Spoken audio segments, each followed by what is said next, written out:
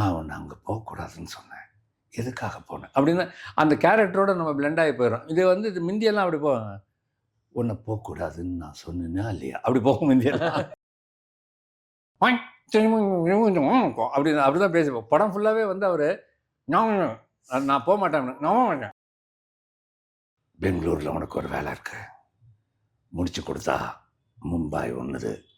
இந்த இதுலேயே போனோன்னா ஓகே ஆயிடுச்சு. அது இப்போ நீங்கள் என்ன சொல்கிறீள் அப்படின்னா அது ஒரு மாதிரி போவோம். இப்போ நீங்கள் என்ன சொல்கிறீள் அப்படின்னா அந்த கேரக்டரோட செட் ஆகுது. நம்ம வாய்ஸு நம்மளுக்கு அசிங்கமான வார்த்தைகளாக இப்போ அவங்களுக்கு வந்துங்கிற வார்த்தை ரொம்ப நார்மல். நிறைய செக்ஸிய சீன்ஸ் வரும்போது தமிழ் பண்ணும்போது ரொம்ப கொச்சையாகிடுங்கிறதுனால அதெல்லாம் இவன் இங்கிலீஷில் அப்படி கடந்து போயிடுறோம். டப்பிங்கில் என்னன்னா நம்மளுடைய எண்ணத்தை வந்து பிரதிபலிக்கிற மாதிரி பண்ணக்கூடாது. அந்த கேரக்டர் வந்து என்ன பேசுது.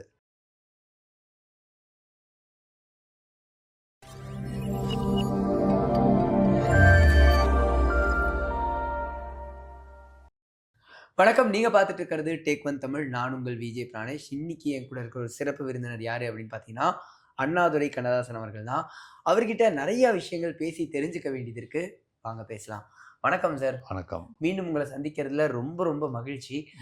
அதாவது நான் முதல்ல உங்களை பத்தி ஆரம்பிக்கணுங்கிறதே அஸ் அ டப்பிங் ஆர்டிஸ்டா உங்களை நாங்கள் நிறைய இடங்கள்ல பார்த்துருக்கோம். அந்த டப்பிங் ஆர்டிஸ்ட்ங்கிற வேலை வந்து எந்த மாதிரியான ஒரு விஷயத்த நம்ம கிட்ட இருந்து வாங்கிக்கும், அது எக்ஸ்ட்ராக்ட் பண்ற விஷயமா என்ன இருக்கும்? மகேந்திர சாரோடைய படம் ஒன்று புட்டாத புட்டுக்கள், அதில் ஒரு டாக்டர் வாய்ஸ் த்ரோ பண்ணால் மகேந்திர சாராக இருந்தால் ஓகே பண்ணியிருக்க மாட்டார். அவர் வாய்ஸில் அப்படி அதில் நடித்த ஒருத்தர் ஹீரோவுக்கு பேச வச்சு அவர் நடிச்சிருக்காரு, அவருக்கு வேறு கேரக்டரை பேச வைக்கிறாங்க. அந்த அளவுக்கு அவர் வாய்ஸில் ரொம்ப கான்சன்ட்ரேட் பண்ணுவார்.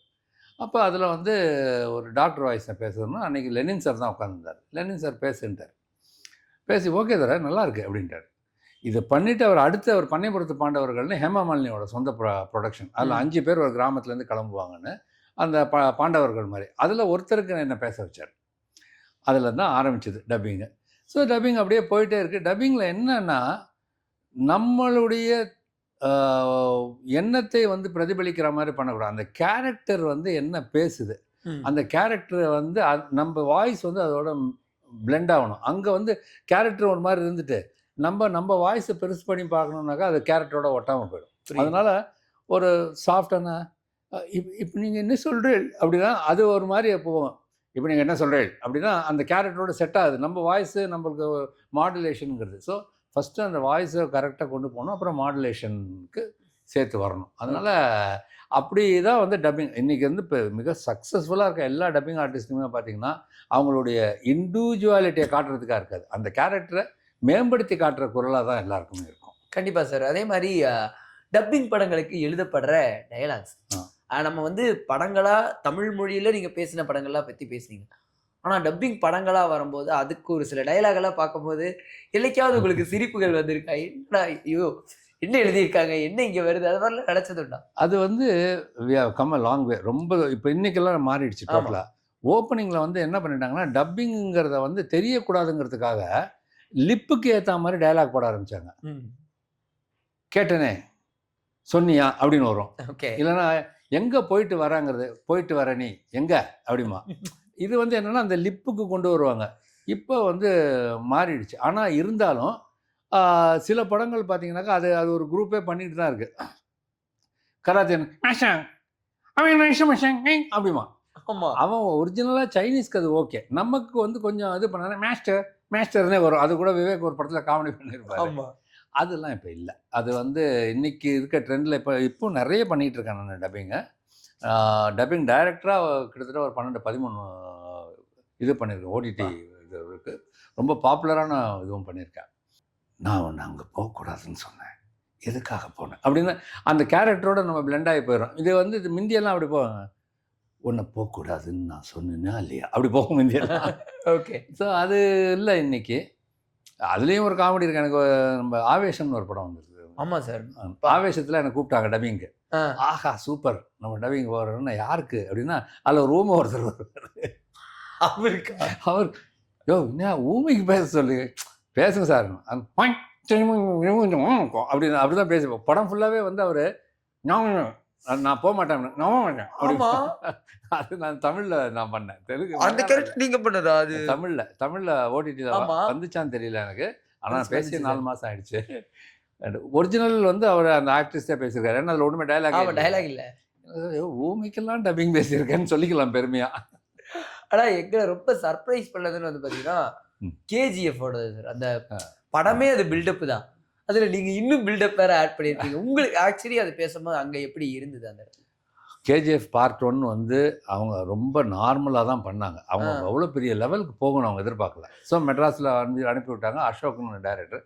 அவருக்கு வந்து எப்பவுமே அவர் வந்து ஒரு கொஞ்சம் நல்ல கேரக்டரா இருந்தா கூப்பிடுவாரு.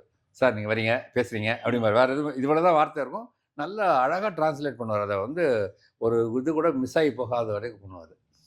ஸோ இந்த கேரக்டருக்கு பேசுங்கன்னா 2 கேரக்டருக்கு பேச வச்சு எனக்கு அனுப்பிட்டாங்க கேஜிஎஃப்ல. கடைசியில் பார்த்தா 2 கேரக்டரும் ஓகே பண்ணி அனுப்பிச்சிருக்காங்க அங்கே. என்ன சார் ஒரு கேரக்டர் வந்து ஒரு 3 சீன் தான் வரும். ஆனால் நான் மெயினாக பேசுகிற கேரக்டரும் அதுவும் ஒரே இடத்துல வரும். இவர் அசோக் டேக்கர் என்ன சார் பேசுங்க கொஞ்சம் வாய்ஸ் மாற்றி பேசுங்க சார் அப்படின்னாரு.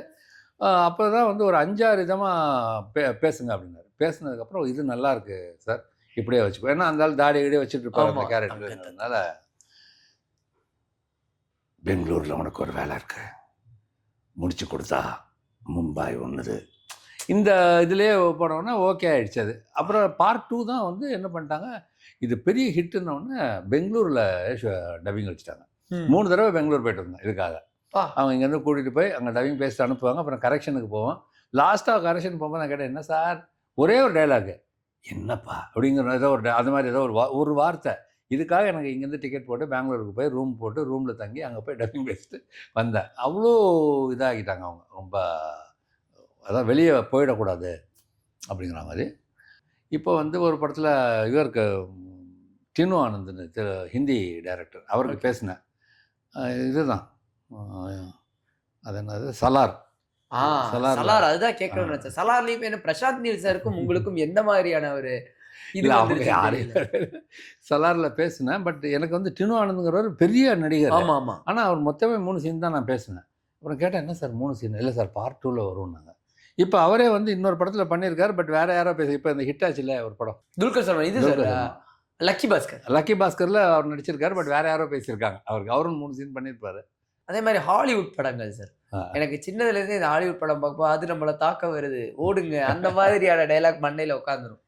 ஹாலிவுட் படங்களுக்கு டப்பிங் பண்ணுறதுல ஹாலிவுட் படங்களில் நமக்கு உள்ள ப்ராப்ளம் என்னென்னா, இட்ஸ் அட்டாக்கிங் அப்படின்றான். அந்த இட்ஸ் அட்டாக்கிங்கிற வார்த்தை வந்து நீங்கள் யோசிச்சு பாருங்கள். அதை நம்மளை தாக்க வருதுங்கிறத தவிர அது நம்மளை தாக்குது, இல்லை நம்மளை தாக்க வருது அவ்வளோதான். இல்லைன்னா இப்போ என்ன பண்ணிட்டாங்க, இன்னைக்கு ட்ரெண்டுக்கு வந்து அட்டாக் பண்ணுது அப்படின்றான். இங்கிலீஷ் மிக்ஸ் பண்ணிக்கிங்கன்ட்டான். நிறைய செக்ஸி சீன்ஸ் வரும்போது தமிழ் பண்ணும்போது ரொம்ப கொச்சையாகிடுங்கிறதுனால அதெல்லாம் இங்கிலீஷில் அப்படி கடந்து போயிடுறோம். ஓகே. ஆனால் அதில் மிகப்பெரிய கடினம் என்னென்னா, அவங்க நிறையா வார்த்தைகள் வந்து திட்டுறது வார்த்தைகள் அங்கே இங்கிலீஷில் ஜாஸ்தி. ஆமாம். ஆனால் நம்ம இங்கே வந்து அதுக்கு நிறையா ப்ரொஃபானிட்டி இருக்கும். அதெல்லாம் எப்படி மேனேஜ் பண்ணுவீங்க அந்த இடத்துல? அதுக்கு வந்து ரொம்ப அசிங்கமான வார்த்தைகளாக இப்போ அவங்களுக்கு வந்து வார்த்தை ரொம்ப நார்மல். அவங்கள இதில் வந்து அது சாதாரணமாக பேசும்போது அதுதான் பேசுவாங்க. நம்ம அதை சொல்ல முடியாது. அது சில இடங்கள் அதில் இன்னொரு ரெஸ்ட்ரிக்ஷன் என்னன்னா, நாய் பேயெல்லாம் திட்ட முடியாது நீங்கள். ஆமாம். இப்போ பேச வராதவனே நீங்கள் ஊமன் சொன்னீங்கன்னாக்கா அது வந்து ஒரு அஃபென்ஸாக சொல்கிறாங்க. கண்ணு தெரியாதவனை குருடன்னு சொன்னால் அஃபென்ஸு. பார்வையற்றவர், விழி இழந்து, இப்படி தான் சொல்லணும். இந்த மாதிரி ரெஸ்ட்ரிக்ஷன்ஸ் வரும் நமக்கு. மற்றபடி வந்து இந்த மாதிரி கெட்ட வார்த்தைகள் வரும்போது சில இடங்களில் தேவையா பையன்லாம் நிறைய ஒரு சீரியல் ஃபுல்லாகவே நிறைய வருது. வேறு வழி கிடையாது. ஏன்னா இங்கிலீஷில் வந்து முழுக்க கெட்ட வார்த்தையாக தான் யூஸ் பண்ணுறாங்க. அதனால் எவ்வளோ நம்ம அதை வந்து தரம் தாழாமல் சொல்கிறோமோ. கண்ணதாசன் அவர்களுடைய பையனாக இருந்தாலும் நீங்கள் ஏடியாக பல கஷ்டங்கள் வந்து பட்டது உண்டு. அசிஸ்டன்ட் டைரக்டராக இருந்துட்டு எந்தெந்த விஷயங்கள் நீங்கள் பண்ணலைன்னு நான் நினச்சிருக்கீங்க, இதெல்லாம் நான் பண்ணிட்டேன்னு நினச்சது உண்டு? ஒரு சின்ன ஆசை, சினிமா நம்மளும் வருவோன்ட்டு அப்பாட்ட கேட்குறேன், நான் அசிஸ்டன்ட் டைரக்டராக சேர்றேன். நம்ம தான் பியூசி முடிச்சு டிகிரி சேரணும், படிச்சுட்டு போவேண்டா அப்படின்னாரு. இல்லை அப்படின்னா முத்துராமன் சார்ட்டு சேர்த்துட்டார். முதல் படமே சோதனை. 30 நாள். இன்றைக்கி இப்போ நான் சேர்ற அன்றைக்கி ஃபஸ்ட் டே ஷூட்டிங். கரெக்டாக 33வது நாள் படம் release. Night and day shooting. கிளாப்பை கையில் கொடுத்துருவாங்க. நான் அரை தூக்கத்துலலாம் கிளாப் அடிச்சிருக்கேன். இதில் பாரு சோ சார் வேறு நடுவில் ஒரு கிள்ளிட்டு இருப்பார் போட்டு. இதெல்லாம் போகும். கொஞ்ச நாள் கழித்து எல்லாரும் டைரக்ட் பண்ணாங்க, அவங்க பண்ணாங்க போது நம்ம டைரக்ட் பண்ணாங்கும்போது சிவகுமார் சார் தான், நீ படிச்சுட்டு வாடா, திரும்ப திரும்ப சொல்கிறேன்ல அப்படிங்கும்போது போயிட்டு காலேஜ் ஜாயின் பண்ணேன். காலேஜ் ஜாயின் பண்ணி பிஏ, எம்ஏ, எம்ஏ முடிச்சுட்டு திருப்பி சினிமாவுக்கு வரேன். இப்போ டைரக்டர் ஆகணும் அப்படிங்கும்போது நம்ம எதுவுமே நினைக்காம செஞ்சுட்டே இருக்கப்போ, நான் முதல்ல சினிமாவுக்கு எழுதின வசனங்கிறத வந்து உல்லாச பறவைகளை கமலஹாசன் சார் பேசியிருப்பார். அது பஞ்சனா ஊருக்கு கிளம்பி போயிட்டார். சிவி ராஜேந்திரன் கூப்பிட்றாரு, அப்பா பஞ்சனா கிளம்பி போயிட்டாருப்பா, அந்த சீன் டைலாகே இல்லை, ஐயோ நீ கொஞ்சம் எழுதி கொடுத்துருனா. நைட்டு உட்காந்து கடைன்னு எழுதி கொடுத்தேன். ஒரு லைன் கூட அடிக்காமல் ஷூட் பண்ணேன். இன்னும் படத்தில் இருக்குது. ஸோ முதல் இது. ஆனால் டயலாக் ரைட்டராக வரணும்னு ஆசை இல்லை. இப்படியே போய் நான் டைரக்டர் ஆகணும் அப்படின்னு வரும்போது பஞ்சனனுடைய குரூப்பில் வந்து படங்கள் ரெஸ்ட்ரிக்ட் ஆகிடுச்சு. இதில் நான் இன்னொன்று சொல்லணும், விவேக் சாருக்கு ஒரு ஆஃபர் வருது ஹீரோவாக. ஃபஸ்ட்டு படம் ஹீரோ நடிக்கிறதுக்கு ஆஃபர் வருது. ஓகே. அவர் எல்லாத்தையும் பார்த்துட்டு அண்ணாதுரை டைரக்டர்னு சொல்லிட்டார். அவங்க வேறு யாரையோ சொல்கிறாங்க, சஜஸ்ட் பண்ணுறாங்க, மாட்டேன்னு சொல்லி அந்த ப்ரொடியூசர்கிட்ட ஃபைட் பண்ணி எனக்கு வாங்கி கொடுத்துட்டார். எனக்கு ஃபோன் பண்ணுறாரு, சார் நாளைக்கு காலையில் ஆஃபீஸ்க்கு வந்துடுங்க சார், ஒரு படம் வந்து நீங்கள் தான் டைரக்ட் பண்ணுறீங்க, நான் ஹீரோ, மலையாள படம் ஒன்று ரீமேக் எல்லாம் சொல்கிறாரு. இன்றைக்கி ஃபோன் பண்ணுறாருன்னு வச்சுங்களேன், இன்றைக்கி காலையில் 10 மணிக்கு இன்னும் வச்சுருக்கேன் அந்த பேப்பர். எனக்கு 10 மணிக்கு யூடிவியில் எக்ஸிக்யூட்டிவ் ப்ரொடியூசராக வந்து அங்கே ஏற்கனவே ஒர்க் பண்ணிகிட்டு இருந்தேன், பர்மனெண்ட்டாகி எக்ஸிக்யூட்டிவ் ப்ரொடியூசராக நாளைக்கு ஜாயின் பண்ணணும். நாளைக்கு நான் ஜாயின் பண்ண இன்றைக்கி லெட்டர் கொடுக்குறாங்க, 40,000 சம்பளம். இவர் இன்றைக்கி கூப்பிட்டு சொல்கிறார், நாளைக்கு வந்துடுங்க படம்ன்ட்டு. இப்போ இதுவா அதுவா? இந்த டைலமாவில் இத்தனை நாள் நம்ம டைரக்டர் ஆகிறதுக்கு தானே கஷ்டப்பட்டோம். அந்த வாய்ப்பு வரும்போது எதுக்கு போய் ஒரு எக்ஸிக்யூட்டிவ் ப்ரொடியூசராக இங்கே சேருவானே அப்படின்னு சொல்லிட்டு அதை விட்டுட்டு இங்கே வந்து ஜாயின் பண்ணேன். அந்த படம் 10 நாள் ஷூட்டிங்கில் நின்று போயிடுச்சு. எதுக்கு டைரக்டருடைய கனவு எப்படியெல்லாம் ஒரு டைரக்டர் ஆகணும்னு ஆசைப்பட்டு ஆனால் ஆக முடியாமல் போயிடுச்சுங்கிறது தான் இது. அதுக்காக வருத்தப்படல. நான் வந்து ஆகணும்னு நினச்சா ஆக முடியல. ஆனால் சினிமாவில் வந்து ஒரு பெரிய விஷயம் இருக்குது. அதாவது உங்களை நீங்கள் அதுக்குள்ளே சுற்றி வந்தீங்கன்னா அது உங்களை விடவே விடாதுங்க. எங்கேயாவது ஏதாவது ஒரு இடத்துல கொண்டு போய் சேர்த்துக்கிட்டே இருக்கும். ஒரு படம் வந்த உடனே நான் அப்படின்னு ஒரு நினப்பு வந்துச்சுன்னாவே முடிஞ்சு போச்சு அது. கண்டிப்பாக. அதனால் வருத்தப்படுறதுக்கான ஒரு விஷயம் இல்லை. நான் இது ஆகணும்னு நினச்சா ஆக முடியல. ஆனால் எதெல்லாம் ஆக முடியாதுன்னு மற்றவங்கள வியந்து பார்த்துருக்கணும், அதெல்லாம் வந்து ஆகிட்டேன். இப்போ எப்படின்னா, ஹேமா மாலினின்னு ஒரு டப்பிங் ஆர்டிஸ்ட்டு, ஸ்க்ரீனில் படம் ஓடும். நான் ஒரு பேசுகிறேன், கங்கைமரனோட படம், நான் ஹீரோவுக்கு பேசுகிறேன். ஆக்சுவலாக சுரேஷ் தான் ஹீரோ, ஆனால் படத்தோட கதாநாயகன் வேறு ஒரு பையன், புது பையன் கமலாக்கர்னு, அவருக்கு நான் பேசுகிறேன். ஹேமா மாலினி வந்து இவங்களுக்கு பேசுது, ஏவிஎம் ராஜனோட பொண்ணு மகாலட்சுமி ஸ்ரீ.